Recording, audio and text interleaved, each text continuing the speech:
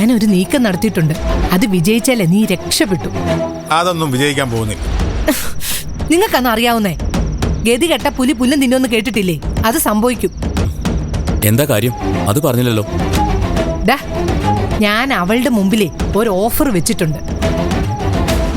ഡിവോഴ്സിന് സമ്മതിച്ച് നീ കൊടുക്കുന്ന പേപ്പറിൽ ഒപ്പിട്ട് ഇവിടുന്ന് ഇറങ്ങാൻ തയ്യാറായാലേ വിഷ്ണുവിനെ പുറത്തിറക്കി കൊടുക്കാമെന്ന്. ആര് പുറത്തിറക്കി കൊടുക്കുന്നു? അളിയൻ പുറത്തിറക്കി കൊടുക്കും. ഞാനോ? പിന്നാരാ? അതിന് പ്രതിഫലമായിട്ടാ അവൾ ഇവിടുന്ന് പോകുന്നത്. എന്നിട്ട് അവളെന്തു പറഞ്ഞു? പറ്റില്ലെന്ന് പറഞ്ഞു. അതിപ്പോ നാളെ ആ തീരുമാനം മാറ്റില്ലെന്ന് എന്താ ഉറപ്പ്?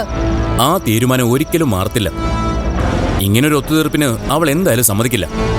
സമ്മതിച്ചാ നീ സഹകരിക്കണം. എന്റെ പൊന്നു ചേച്ചി, വിഷ്ണുവിനെക്കാളും വലുതാണ് അവൾക്ക് ഞാൻ. അതെന്നെ ഇഷ്ടമുള്ളത് കൊണ്ടൊന്നും അല്ല.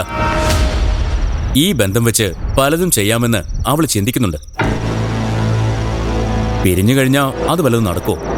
ഇവക്ക് വിവരമില്ലാത്തോണ്ടോ കുഞ്ഞളിയ അതൊന്നും കാര്യമാക്കണ്ട.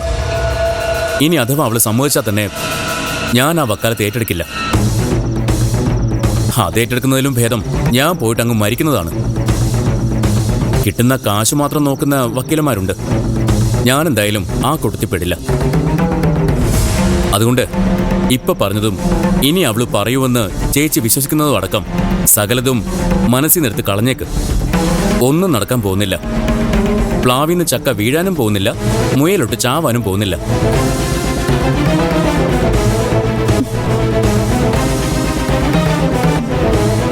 ഇപ്പൊ എങ്ങനെയുണ്ട്? ആര് പറഞ്ഞത് ശരിയായി? പറ്റൂലെങ്കിൽ വേണ്ട. ആ തലവേദന ഒഴിഞ്ഞു പൊയ്ക്കോട്ടെ എന്ന് കരുതിയാ ഞാൻ അങ്ങനെയൊക്കെ പറഞ്ഞത്. സമയമായിട്ടില്ല. ആ ബാധ ഇനിയും കുറെ കാലം കൂടി ഇവിടെയൊക്കെ കാണും. സഹിക്കുക തന്നെ, അല്ല എന്ത് ചെയ്യാനാ?